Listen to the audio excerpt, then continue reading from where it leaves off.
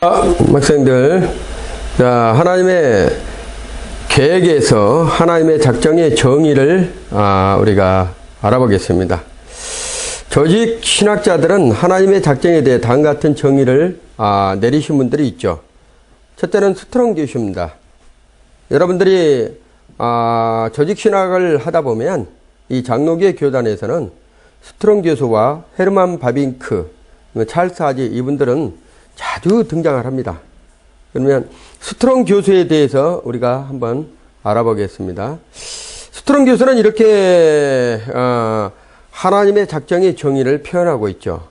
하나님의 작정이란 하나님이 우주적 과거, 현재, 미래 모든 사변들을 확실하게 하시는 영원한 계획이다, 이렇게 말하고 있습니다. 자, 두 번째로 헤르만 바빙크 교수죠. 이분은 어떤 식으로 주장을 했다면 하나님의 작정은 무엇이든지 일어날 모든 일들을 미리 정하시는 하나님의 영원한 목적이다. 다시 한번 얘기해 드릴까요? 하나님의 작정은 무엇이든지 일어날 모든 일들을 미리 정하시는 하나님의 영원한 목적이다. 앞으로 미래에 일어날 일 것을 하나님께서 목적대로 그것을 만들어 놓으셨다는 거죠. 그 작정은 유효적이며 불변적이며 무조건적이며 영원하고 단일한 것이다 라고 이 사람은 말하고 있습니다. 자, 세 번째로 찰스 하지 교수죠.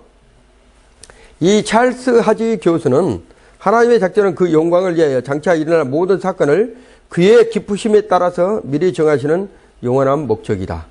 세 분이 얘기하는 게 약간씩 말은 다르지만 그 영원한 목적이라는 것은 표현은 동일시하고 있습니다. 하나님의 작정 안에 다음과 같은 뜻이 담겨져 있다고 볼 수 있죠. 첫째는 모든 하나님의 작정 안에 있는 것들은 최종적 궁극적 원인은 하나님의 영광이다라는 것이에요. 그래서 하나님의 작정은 하나님 자신이 영광을 받기 위해서 모든 것을 창조하시고 섭리하시고 이끌어가시고 계획했다는 것을 말하고 있는 것이죠. 두 번째로 모든 작정 결국 하나님의 영원한 목적을 축소될 수 있다. 하나님의 영원한 목적으로 축소가 될 수 있다. 이렇게 하는 거예요. 하나님의 영원한 목적이 뜻이 뭐라 한다면 그것을 작정하고 그것을 이루고 갔다는 것을 표현하는 말이죠. 세 번째로 모든 작정은 하나님의 자신의 기쁘신 뜻에 의해서 결정된다. 제가 어제 우리 교회에서 하나님의 기쁘신 뜻이라는 것은 여러분이 인간이 기뻐한다는 것도 표현하면 너무나 즐겁죠. 그렇지만 하나님의 기쁨이란 것은 신적인 기쁨이에요. 우리가 인간적인 기쁨하고 전혀 관계가 없습니다. 하나님의 신적인 기쁨은 이렇게 표현할 수 있습니다. 하나님께서 천지 우주 만물을 만드시고 6일째에 되는 날 인간을 만들으셔서 그 인간을 만드시고 뭐라 하다 심히 좋았더라. 그 기쁘신 뜻은 인간을 구속하시는 그 하나님의 기쁘신 뜻, 그것을 발견해야지만 그것을 깨달을 수 있는 거예요. 이 우주 만물을 만드는 목적이 뭐랬다면 하나님의 백성을 삼고자 하는 하나님의 섭리 안에서 이루어지고 있다는 것을 알아야 됩니다. 일단 마지막으로 작정은 모든 사건을 포함하고 있다. 이 세상에 이루어질 모든 사건뿐만 아니라 하나님의 전 우주적, 우주적 사건의 모든 개입 또한 하나님의 작정 안에서 이루어지고 있다는 것을 알아야 되는 것입니다. 자, 네 번째로 웨스트민스터 소요르답의 문답에 나오는 그 부분을 한번 우리가 참조해 보겠습니다. 하나님의 작정은 그 뜻대로 하신 영원한 경륜이라고 그러죠. 경륜. 여기서 경륜이라는 것은 계획이라는 거예요. 계획. 감추어졌던 비밀. 하나님께서 만세 전에 감추어졌던 그 비밀은 구속에 대한 하나님의 뜻이에요. 인간에게. 하나님의 백성을 삼고자 하는 구속에 대한 하나님의 인간을 사랑하는 그 뜻입니다. 그 말미암아 자기의 영광을 위하여, 누구의 영광을 위해서요? 하나님 자신의 영광을 위하여 모두 되어가는 일들이 미리 정하시고 계획했다는 것을 웨스트민스터 소요리 문답 7번에 나와 있습니다. 장로교에서는 웨스트민스터 소요리 문답을 이거를 우리가 중요시 여기죠. 그 다음에 웨스트민스터 신앙 고백에서도 이렇게 나와 있습니다. 하나님은 영원 전부터 자신의 뜻으로 말미암아 가장 현명하고 거룩한 계획에 따라 장차 일어날 모든 것을 자유롭게 또한 변함이 없게 정하셨다. 이렇게 표현을 하고 있습니다. 그러나 하나님의 죄를 조성하거나 인간의 하락한 의지를 부정하거나 또 미리 제기된 제2의 원인에 대해 아무 관계가 없거나 우연적인 존재가 아니라 오히려 그것을 확립하고 정립시켰다는 것을 얘기하고 있는 말이죠. 자, 이에 여러 정의를 살펴보면 다음과 같이 정의할 수가 있는 것입니다. 하나님의 작정은 하나님이 그 영광을 위하여 무한한 권능과 지혜로 일어날 모든 사변들을 기쁘신 뜻에 따라 정하시는 그의 영원하신 단일 목적이다. 하나님의 자신을 위해서 만드시는 목적이다. 이렇게 표현을 하고 있습니다. 자, 그래서 지금까지는 웨스트민스터 신앙 고백에 대해서 참조를 했는데 이제는 하나님의 작정의 특성에 대해서 한번 우리가 알아보기로 하겠습니다. 자, 하나님의 작정의 특성 중에서 첫 번째로 신적 자유, 즉 신적 지혜에 대한 기초를 하고 있다는 것이죠. 자, 예부적인 제한을 전혀 받지 않으시는 하나님께서는 작정에 있어도 순수한 자유로움이 존재되어 무한한 신적 지혜의 기초를 두고 있다.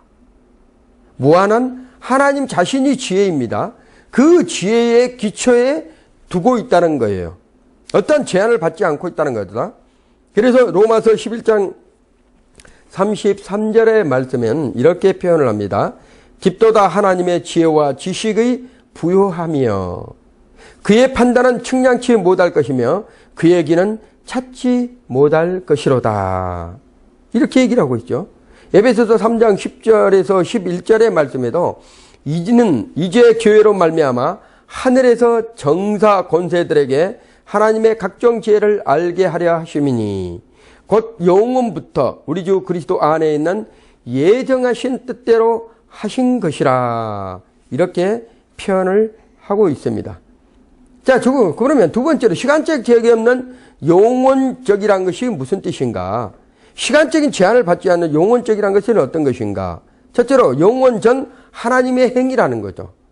오직 비밀한 가운데 있는 하나님의 지혜를 말하는 것이니 곧 감추었던 것인데 하나님의 우리의 영광을 위하여 만세절에 미리 정하시는 것이라고 고린도전서 2장 7절에 말하고 있습니다.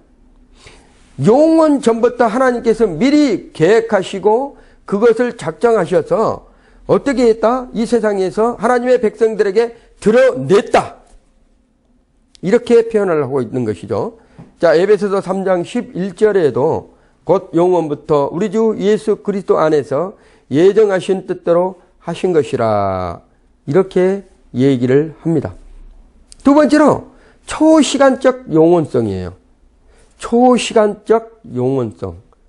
이것은 무엇이냐면 작정 자체는 영원한 것으로서 그 안에 여러 요소들이 동시적, 자, 비선, 후전적인 성격을 띠고 있다. 이렇게 얘기를 하고 있습니다. 그래서 초시간적 영원성은 우리의 시간이 들어오기 전에 이미 하나님께서는 그 영원 전부터 하나님께서 계획하시고 이루어 가셨다는 것을 말씀하고 있는 거예요. 자, 세 번째는 불변적입니다. 불변적. 하나님의 작전은 그의 전지전능한 시에 기초를 두고 있으므로 변경되지 않는다. 하나님이 한번 말씀하신 것에 영원히 변혁치 아니하신다고 성경을 기록하고 있죠. 시편 33편 21절에도 여호와의 도모는 영영이 서고 그 심사는 대대에 이르로다. 이사야 14장 24절의 말씀에도 여호와의 도모는 영영이 서고 만군의 맹세하여 가로되 나의 생각인 것이 반드시 되며 나의 경영한 것이 반드시 이루리로다. 하나님께서 맹세하신 것은 하나님께서 이루어 가신다는 것을 말씀하고 있는 것입니다. 자, 불변적입니다. 이것은 하나님께서 말씀한 것은 반드시 이루어지는 것을 말씀하고 있는 거예요. 자, 효과적입니다. 효과적. 하나님이 정하신 것은 무엇이나 반드시 이루어진다는 점에서 유효적인 것이나 하나님의 작정에는 유효적인 작정과 허용적 작정이 있다는 것을 말씀하고 있는 것입니다. 유효적이라는 것은 어느 정도로 시간적인 부분이 있고 또 허용적이라는 것은 허용되는 그 시간 안에서 허용되는 것을 말씀하고 있는 것입니다. 자, 여섯 번째로 전포괄적입니다. 전포괄적. 하나님의 작정은 우주 안에 일어나는 모든 사건을 포함하고 있다는 거죠.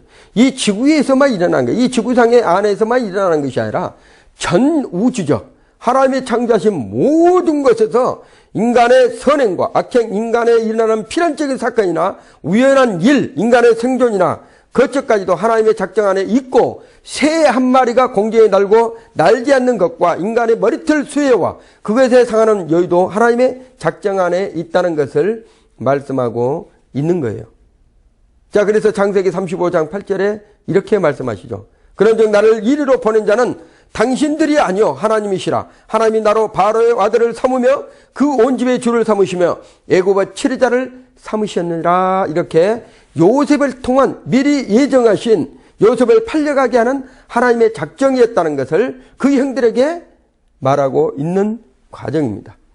욥기서 14장 5절에도 이렇게 그날을 정하시고 그 달수도 주께 있으므로 그 제한을 정하여 넘어가지 못하게 하셨느니라. 이렇게 말씀하고 있어요.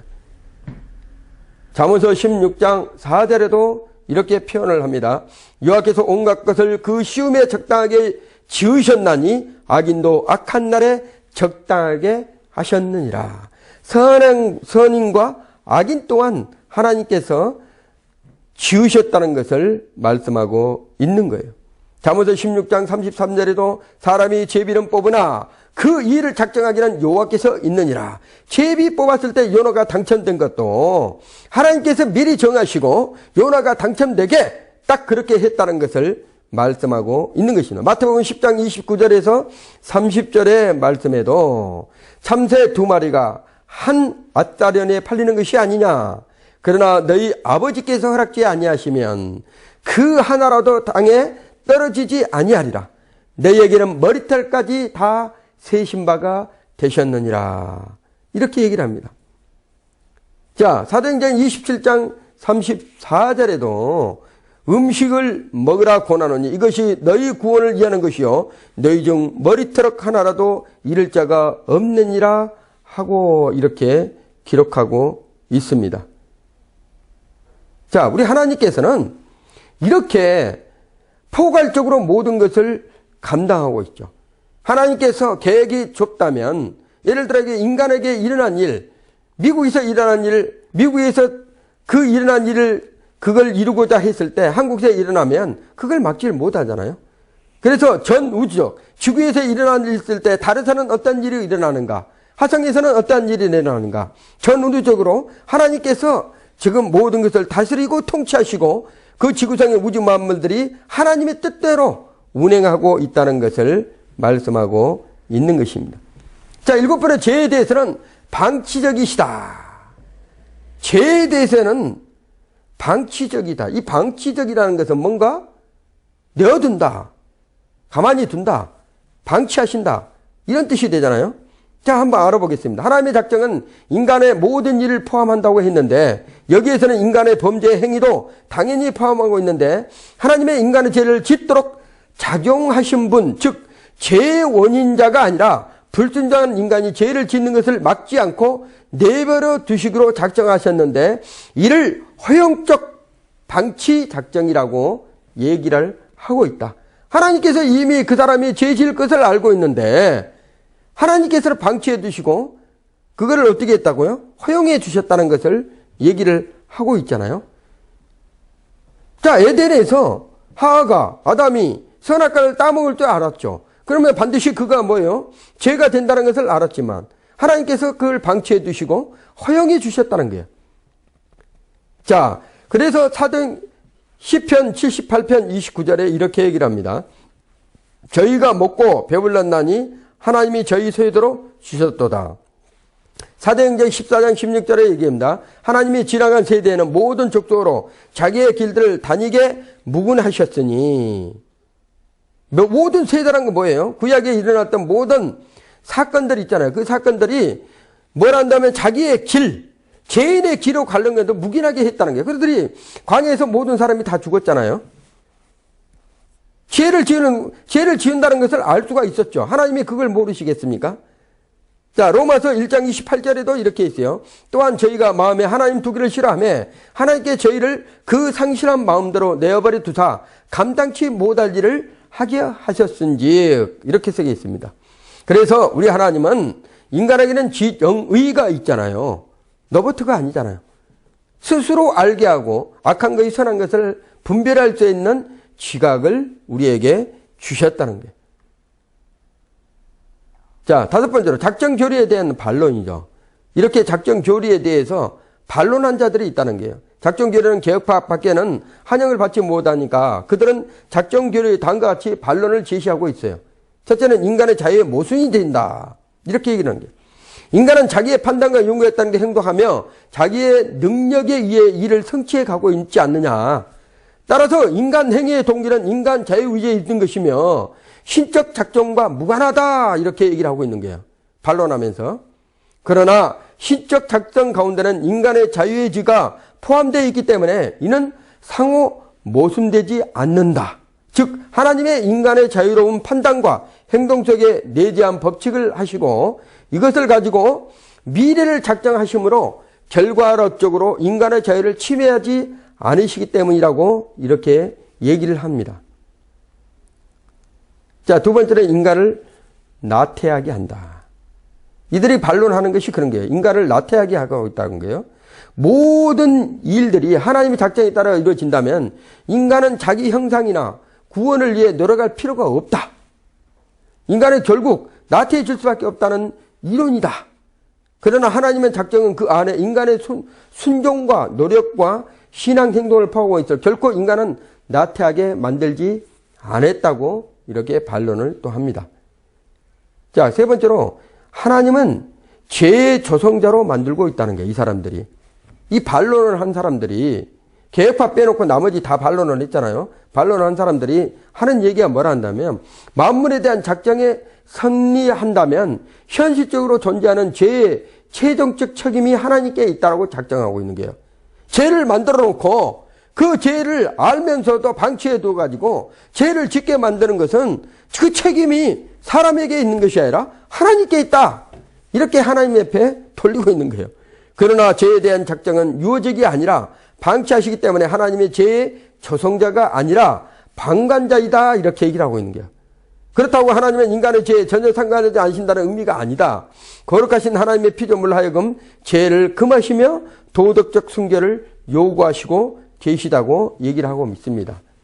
자, 숙명론과 유사하다는 반론을 제기하고 있어요. 어떤 사람들은 작정 교류가 숙명론과 다를 바가 없다고 비난하고 있습니다. 숙명론은 모든 일의 필연적 인간관계에 따라 일어나고 인간은 불가항력적으로 인해 순응함에 따를 수밖에 없는 견해라고 얘기를 한다는 것이죠. 작전 역시 인간의 행동이 하나님의 계획에 따라서 이루어지고 있고 유사한 일면에 있다고 보고 있는 주장입니다.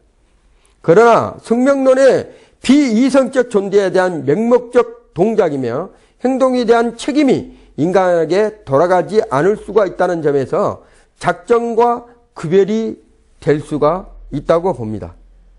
작정은 무한히 지혜롭고 능력 있는 이성적 존재의 의지가 만물에 움직이는 제1 원인이나 이것이 이성적 피조물의 자유로 판단에 의해서 수용되며 따라서 책임의 소재가 제2 원인자인 인간에게 있다는 점에서 숙명론과는 다르다 이렇게 표현을 하고 있습니다.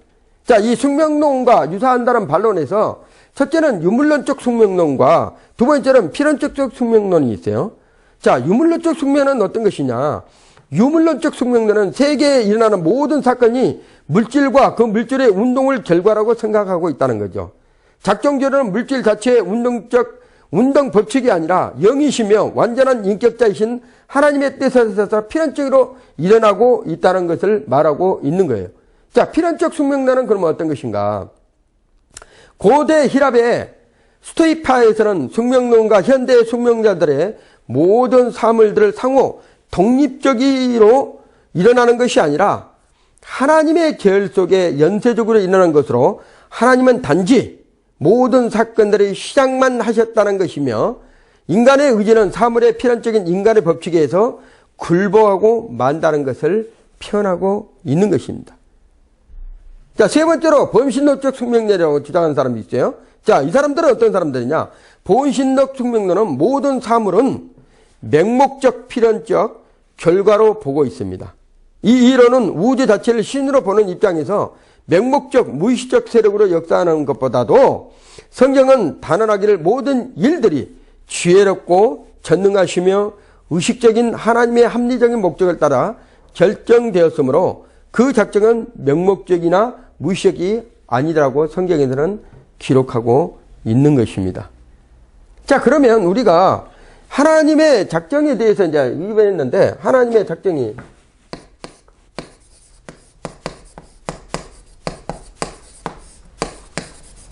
자, 예정에 대해서 얘기를 했습니다.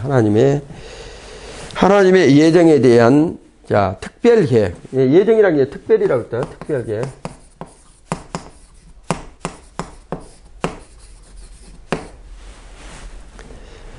자, 여기서 이제 하나님께서 하나님의 예정은 만사, 만물 중 특히 이성적 피조물, 사람, 천사, 중보자, 이성적 피조물이라는 생각할 수 있다는 거예요. 이게 사람이나 천사나 중보자를 가리키고 있습니다. 이에 대한 특별 계획을 말합니다. 이런 표현입니다. 죄악에 떨어진 인간의 구원을 위한 계획이므로 구원 계획이라고도 하고 있습니다. 이 특별 계획이 구원 계획이다. 특별 계획이라고 그러죠. 구원 계획. 자, 구원 계획이라고도 말하고 있습니다. 자, 여기서 보면 구원 계획에서 루터주의자, 알미니안주의자, 웨슬레주의자 등에서 거론되고 있죠.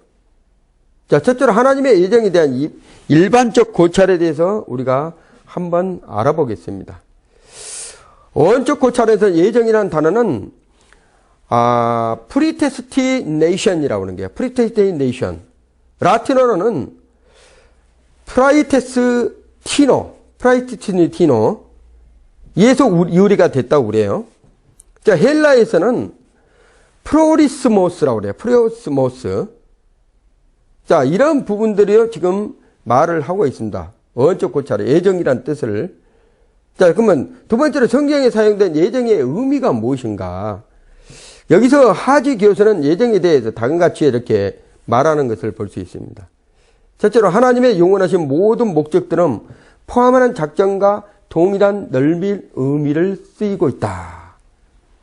자, 두 번째로 특별히 도덕적 피조물에게만 한정된 하나님의 목적들의 의미로 쓰고 있다. 그러니까 사람에게 아니면 천사에게 그 다음에 또 뭐예요? 중보자에게 이렇게 목적에 의해서만 쓰여지고 있다는 거죠.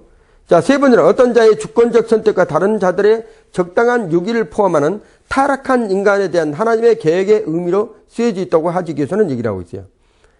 네 번째로 어떠한 경우는 다른 제한된 의미로 영생에 의해서 하나님의 백성을 선택하신 것만 가리킨다고 얘기를 하고 있습니다. 자, 예정의 주체와 대상에 대해서 우리가 한번 알아보겠습니다. 예정의 주체가 누구라고 봅니까? 예정의 주체.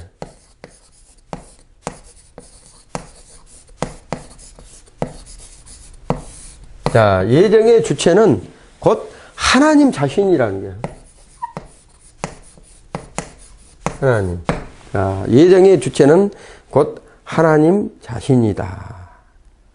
예정은 삼위일체 하나님의 일치한 행위이다. 로마서 9장 13절과 11장 7절에서 사역의 성격상 구분하여 성부의 사역이라고 이렇게 표현을 합니다. 예정의 대상에는 선악간의 모든 인간, 로마서 9장 18절. 두 번째로 선악간의 모든 천사이다. 디모데전서 5장 21절.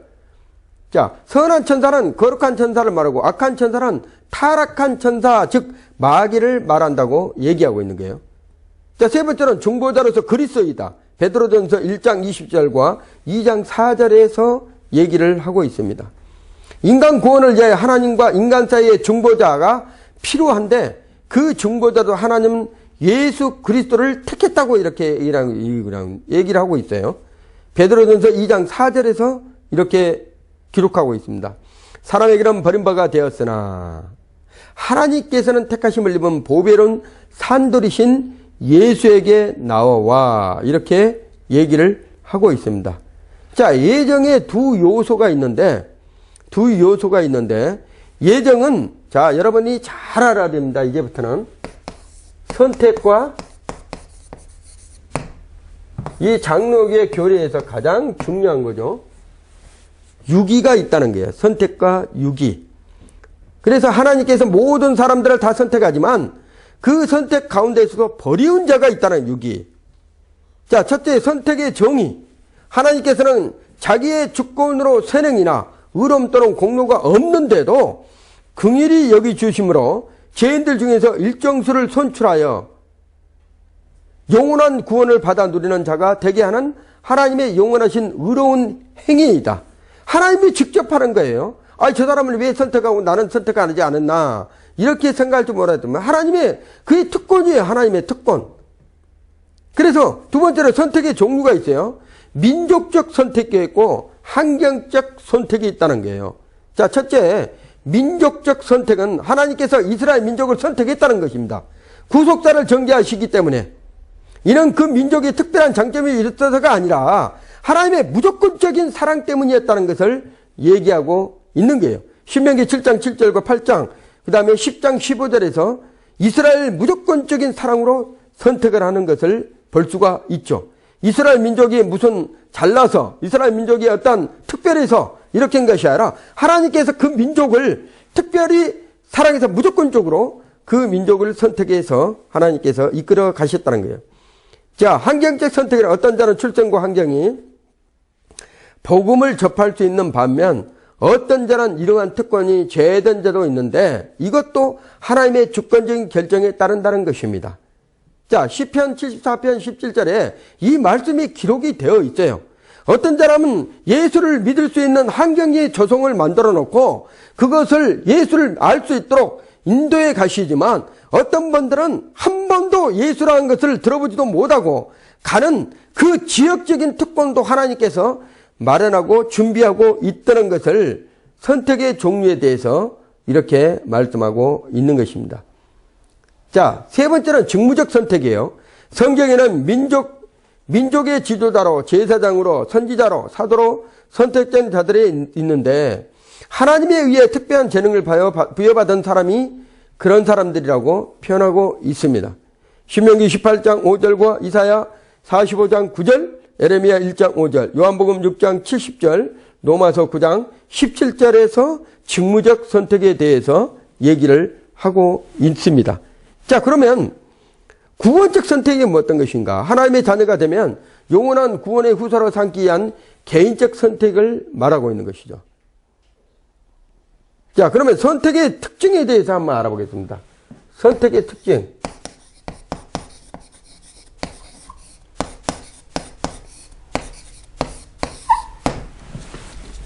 자, 선택의 특징에서는 주권적이 있습니다. 주권적. 자, 주권적이라는 것은 어떤 것이다? 주권적이다. 선택은 어떤 사람을 구원으로 선택함에 있어서 그 사람의 예견된 공로나 믿음 등에 의하여 선택하는 것이 아니라 하나님의 자유로우시고 기쁘신 데 따라 주권적 의지로 결정하신다는 거예요. 로마서 9장 11절과 에베소서 1장 9절, 디모데후서 1장 9절에 얘기를 하고 있습니다. 선택은 어떤 사람을 구원으로 선택하기 위해 있어서 그 사람을 예견된 공로나 믿음 등에 의해 선택된 것이 아니라 하나님 자신의 자유로우시고 기쁘신 뜻에 따라 주권적으로 결정을 한다는 것입니다. 영원적이다. 선택은 시간 속에서 이루어진 것이 아니라 창세 전에 미리 결정되었고 그 결과는 영원히 지속되므로 영원적이다 이렇게 표현을 합니다. 세 번째는 무조건적이다. 하나님의 선택은 사람의 예견된 신앙이나 선행 등에 의하지 아니하고 하나님의 무조건적인 긍휼하심과 은혜로 결정된다는 것을 말씀하고 있는 거예요. 자, 불변성이다. 하나님의 선택은 그의 불변석 속성에 의해 결정되는 것이기 때문에 변경되거나 취소되거나 후회함이 없으시다는 것을 얘기하고 있습니다. 자, 불가항력적이다.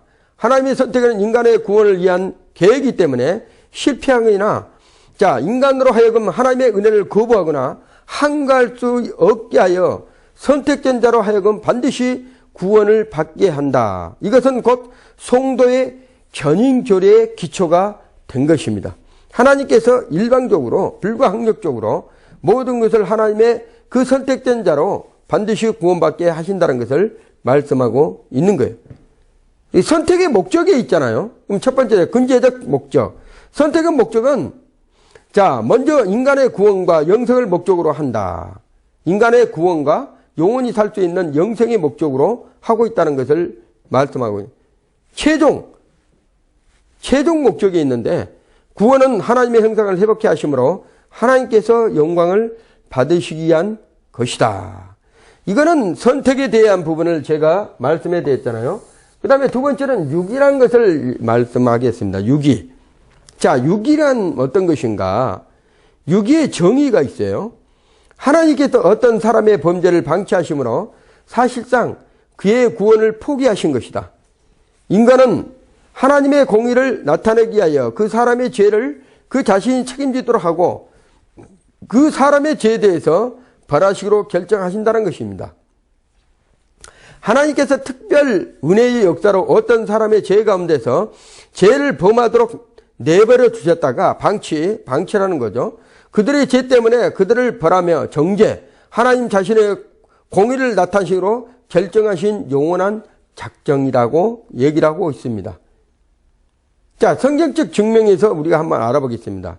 유기는 선택의 상태 개념인데 선택보다 더 많은 반대를 받고 있다는 거죠. 즉 카톨릭, 루터파, 알미니안파 등의 이를 반대하거나 소극적 태도를 취하고 있죠. 그러나 유기는 많은 학자들과 성경에 의해 명백한 지지를 받고 있습니다. 성경에 의하면 첫째로 악행을 위하여 유기된 자들이 있다고 말하고 있습니다. 잠언서 16장 4절에 얘기를 하고 있죠. 자, 두 번째로 진리를 알 수 없게 봉쇄된 자들이 있다고 그래요. 요한복음 12장 39절에서 40절. 세 번째로 악한 마음이 굳어져 구원의 소망이 없게 된 자들입니다. 출애굽기 9장 6절, 신명기 2장 30절, 여호수아 2장 30절, 로마서 9장 7절에 얘기를 하고 있습니다. 자, 유기의 두 요소가 있는데 방치하심과 정죄하심이 있다는 게요. 자, 하나님께서 어떤 사람들을 그의 범죄 행위에 방치해 두는 소극적이며 주권적인 행위를 말하고 있습니다. 정죄하심은 어떤 뜻인가? 방치되어 두었던 자들이 하나님의 진노 아래서 실제적으로 처리하시는 적극적이며 법정적인 형벌의 행위에 속한다고 얘기를 하고 있습니다. 자, 유기의 목적이 무엇인가? 유기다는 것은 버린다는 것입니다. 첫째, 하나님의 공의를 보여준다는 거예요. 하나님은 어떠한 죄라도 결코 간과치 않으시고 이를 미워하시며 증발하시고 그 결과를 보여줌으로써 하나님의 공의를 나타내고 있다, 이렇게 표현합니다. 두 번째로는 하나님의 사랑을 보여준다는 거죠. 하나님의 적극적인 선택이 없었다면 멸망받을 수밖에 없음을 택한 자로 하여금 깨닫게 하고 하나님의 은혜와 사랑에 감사하게 한다는 거죠. 유기의 목적이 그렇습니다. 세 번째는 죄에서 떠나게 한다는 거예요. 선택된 자로 하여금 죄를 회개하여 버리도록 동기를 부여하고 있다는 것을 말하고 있습니다. 자, 네 번째로 전택설과 후택설이 있어요. 이것이 무슨 뜻인가? 하나님의 예정된 창조와 타락의 허용보다 앞섰느냐 뒤섰느냐에 대한 견해차를 전택설과 후택설로 구분하고 있다는 거예요. 창조의 타락의 허용보다 앞서냐 뒤서냐. 오늘날도 개파 안에는 이 두 학설이 병존되고 있어서 학설이 옳고 그런가는 단정하기 어렵다고 이렇게 얘기를 합니다. 자, 전택설의 단정은 어떤 것이다? 없는 데서는 선택이 불가능하다. 죄가 없는 데서는 이 사람이 죄인이라고 할 수가 없다, 이런 뜻이죠. 죄의 문제를 해결할 수가 없다. 자, 무죄한 자를 정죄의 대상으로 볼 수가 없다. 하나님의 죄의 조성자로 만든다. 육의 주권적 혈기가 가도에 치중되었다고 본다. 은혜의 언약과 정부의 교회를 구성하기에 불가능하다. 이렇게 전택설에 주장한 사람이고, 후택설의 단점은 뭐라고 하면 죄의 문제를 해결하지 못한다. 허영적 작정설의 난관을 초래한다. 육의 온영 해면의 난관을 초래한다. 신적 작성의 동일성을 보여주기 못한다. 자, 그러면 신학적, 신경적 권위의 태도로서 우리가 알아봐야 되잖아요. 많은 신학자들이 각각 전택설과 후택설의 두 견해를 지향하면서도 이 두 견해는 상호 배치하지 않는다는 판단을 내린다고 봅니다. 개혁파의 표준문서로서 웨스트민스터 소요르다 문단에서는 후택설 입장을 취하나 전택설을 정지하지도 않고 있는 것입니다. 우리 장로교의 견해에서는 전택설을 보는 것이 아니라 후택설을 주장하고 있다는 것을 얘기를 하고 있는 것이에요. 자, 다섯부터 다른 개혁파의 예정관, 다른 개혁파를 얘기를 하는 거예요. 자, 첫째, 루터파의 예정관이에요. 루터파. 두 번째는 알미니안과 예정관. 자, 첫째, 루터파의 예정관은 어떤 것인가? 루터파가 주장하는 일치 신조는 하나님의 은혜가 사람에 의해서 거부도 할 수 있다는 견해다는 거예요. 하나님의 은혜를 주셨는데 사람이 아니다, no 이렇게 해서 거부를 할 수가 있다는 것을 말하고 있는 거예요. 즉 중생은 독립적으로 성령의 사역이지만 구원의 실패는 제공되는 은혜에 대해 사람이 스스로 거부함에 의존된다는 점을 얘기하고 있는 거예요. 그래서 루터파는 뭐라 한다면 하나님께서 은혜를 주고 자 구원의 섭리에서 구원하겠다고 은혜를 줬는데 그거를 사람이 no 하면 구원을 못 받는다고 이런 얘기를 하는 것이죠. 자, 두 번째로 알미니안 예정관이죠. 자, 알미니안 예정관은 루터파보다 더 많이 어거스틴주의에서 이탈하였는데 그 주장은 다음같이 많이 볼 수가 있습니다. 첫째로는 아담에게서 인출된 부패는 죄의 성질이 아닌 자신의 행동과 결과에서만 책임진다. 아담에서 인출된 부패는 죄의 성질이 아니고 자신의 행동과 결과에 의해서만 책임을 진다. 그러니까 어떻게 보면 알미니안주의는 아담으로부터 죄성이 내려온 것이 아니라 내가 범죄해서 그 죄의 결과에 대해서 내가 그 죄에 대한 어떤 책임을 진다는 것을 얘기하고 있는 거예요. 두 번째, 타락으로 인해 선을 행한 능력을 잃지를 않는다. 그래서 한 번 구원은 영원한 구원이다. 타락으로 인해 선을 행한 능력을 잃지를 않는다. 자, 세 번째, 이 재능만으로 하나님께 돌아갈 수 있다는 보장을 얻기에 충분치 않다고 얘기를 하고 있어요. 네 번째, 하나님의 은혜는 사람이 회개하고 믿을 수 있으며 하나님의 모든 계명을 지키기에 충분하다. 어떻게 사람이 하나님의 모든 계명을 다 지킬 수가 있다고 얘기를 할 수 있겠습니까? 다섯 번째는 자유의지를 가졌기 때문에 타락한 후에도 그 자신의 능력으로 하나님의 은혜와 협력하는 자들은 회심되고 구원을 얻을 수 있다고 얘기를 하는 거죠. 이게 알미니안주의 예정관이에요. 자, 여섯 번째. 자, 이렇게 믿는 자들은 개개인으로 된 것이 아니라 반열로 되었다. 이렇게 얘기를 하는 거예요. 자, 그러면 에슬레파와 알미니안주의 예정관에서 자, 이 복음적 알미니안주의라는 병칭으로 알미니안주의를 대폭 수정하고 이것이 창작성과 안정성을 주장하고 있다는 거예요. 그 주장은 내용은 다음과 같습니다. 자, 타락의 사람은 전적으로 오염과 폐기의 상태에 있음을 시인한다. 두 번째로, 이 상태의 사람은 하나님의 은혜와 협력을 아무런 능력이 없다. 세 번째, 아담 안에서 유전된 죄악은 그리스도에 의해 제거되고 의로 인해 칭의가 된다고 본다. 네 번째, 하나님의 영과 협력하는 사람의 재능도 그리스도의 구속의 보편적 영향 때문이라고 보고 있습니다. 자, 지금까지는 알미니안주의에서 이렇게 얘기했지만 그러면 가장 우리가 알아야 될 우리 장로계 칼빈주의의 예정관의 요약은 그러면 어떤 것인가? 자, 칼빈주의에서는 이렇게 얘기를 합니다. 창세 이전에 영원한 하나님의 작정이다. 그러니까 이미 하나님께서 이미 창세 이전에 이 세상이 태어나기 전에 이미 하나님께서 작정하셨다는 거예요. 예정은 선택과 유기를 내포하고 있으며 구원은 개인적이다. 자, 예정은 하나님께서 선택과 유기를 두 가지를 포함하고 있다는 거예요. 근데 중요한 것은 선택과 유기를 내포하고 있지만 구원은 개인적이다. 동일시화된 게 아니라 구원은 개인적이다. 이렇게 얘기를 하는 거예요. 그러면 예정의 근거에서는 하나님은 주권적이다. 하나님께서만 할 수 있다. 두 번째는 무조건적이다. 하나님께서 무조건적이다. 세 번째는 용언적이다. 네 번째는 불변적이다. 다섯 번째는 불가항력적이다. 여섯 번째는 확정 불가피적이다. 일곱 번째는 그리스도 안에 서 있다. 마지막에는 미래도 운연도 피함된다. 그러니까 우리가 알고 있는 모든 칼빈주의의 예정관 요약에 대한 부분을 우리가 좀 알아봤습니다. 자, 우리가 알고 있는 알미니안주의와 칼빈주의의 비교를 이렇게 보면, 자, 첫째, 인생에 대해서 알미니안주의는 뭐라고 얘기를 한다면 자유의지의 잔존이다 이렇게 보고 있어요. 칼빈주의는 전적 부패다. 예정에 대해서는 알미니안주의는 예지예정이다. 칼빈주의는 무조건적 선택이다. 속죄에 대해서는 알미니안주의는 뭐라 한다면 만인구속이다. 그렇지만 칼빈주의는 제한 속죄다. 그 다음에 알미니안주의의 은총에 대해서는 거부할 수 있다.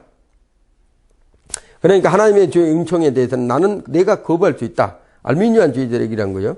그렇지만 칼빈주의는 거부할 수가 없다. 한번 선택하면 사람이 그 어떤 것도 사람이 거부할 수가 없다.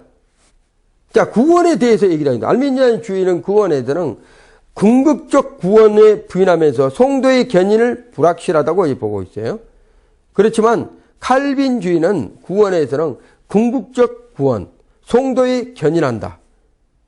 이렇게 얘기를 하고 있습니다. 자, 그래서 우리가 이 알미니안주의와 이 칼빈주의에 대한 부분들을 지금까지 우리가 견해차를 좀 알아봤습니다.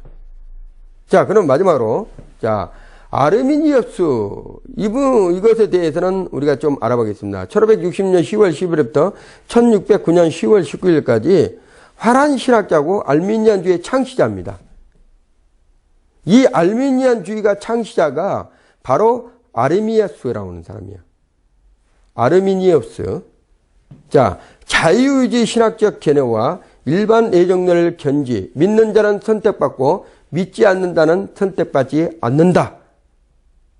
아르미니우스, 알미니아의 창시자. 그 다음에 칼빈은 1509년 7월 10일에서 1564년 5월 27일까지 살았죠. 자, 프랑스 노역에서 출생했고 종교 개혁자입니다. 기독교 강요 저술 칼빈주의 창시자라고 볼 수가 있는 것입니다. 지금까지 하나님의 계획에 대해 알았지만 이제부터는 하나님의 창조 섭리에 대해서 잠깐 말씀을 드리겠습니다.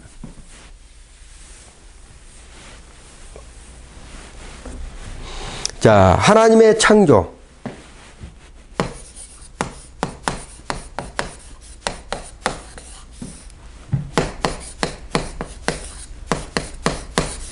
자, 하나님의 창조에 대해서 얘기를 합니다. 자, 지금까지는 우리는 하나님의 사역의 첫 단계인 하나님의 계획에 관해서 우리가 이제 이렇게 살펴보았습니다. 계획은 실행에 따르기 마련인데 이를 창조라고 합니다. 계획을 실현적으로 옮기는 것을 창조라고 하는 거예요. 창조. 자, 그러면 창조의 개간.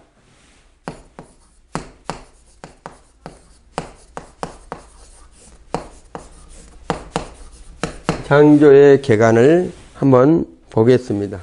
창조의 개간에서 창조의 정의가 있어요. 협의적 창조가 있고 강의적 창조가 있다는 거예요. 오늘 여기까지만 하겠습니다. 협의적 창조가 있고 두 번째로 강의적 창조가 있습니다. 자, 협의적 창조란 하나님의 기존 자료의 사용 없이 전체 우주를 만드신 행위를 말한다. 자, 다시 한번 얘기를 해야 되겠습니다. 협의적 창조는 하나님의 기존 자료가 없다는 거예요. 전체 우주를 만드신 행위, 자료가 없이 만드신 행위라는 거예요. 자, 두 번째로 광의적 창조는 어떤 것인가? 협의의 창조물 중 불완전한 기존 자료를 사용하여 완전한 것을 산출하시는 행위를 말한다. 자, 협의의 창조물 중에서 불완전한 기존 자료를 사용하여 완전한 것을 산출하시는 행위를 말한다.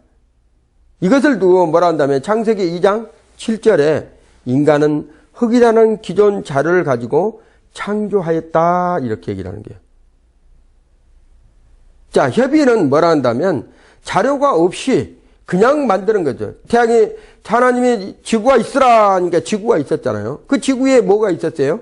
흙이 있었잖아요. 근데 그 흙을 가지고 하나님께서 뭔가를 만들잖아요. 작품을 만들고 뭐를 만들었잖아요. 뭐 새도 만들고 예를 들어가지고 그런 만들었어요. 인간이 토기장인 거 그릇들을 만들잖아요. 이렇게.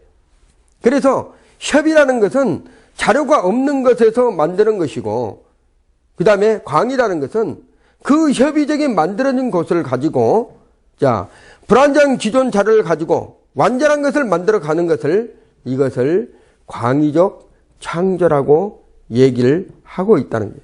사람이 흙으로 만들어져 가지고 그 코에 생기를 집어넣고 살아있는 생명체 생영이 된지라 이렇게 한 것은 하나님께서 광의적 창조로 이루어 가신 대목입니다. 자, 그래서 오늘은 여기까지 하고 다음 주에 창조 교리의 진술이라는 부분으로 여러분과 만나겠습니다. 감사합니다.